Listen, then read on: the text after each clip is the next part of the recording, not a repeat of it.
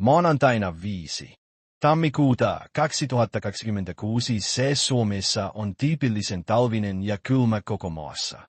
Etelä- ja keskiosassa, kuten Helsingissä ja Turussa, päivälämpötilat kysyttelevät noin 2 astetta ja yöllä laskevat jopa lähelle 8 astetta asti, ja maassa on laaja lumitete, joka tekee maisemasta talvisen.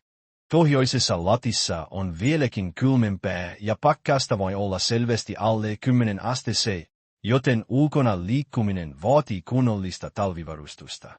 Pilvisyys vaihtelee alueittain, mutta aurinko pilkistää ajoittain etelässä ja keskisessä Suomessa, vaikka päivänvaloa on talvikaudella vähän.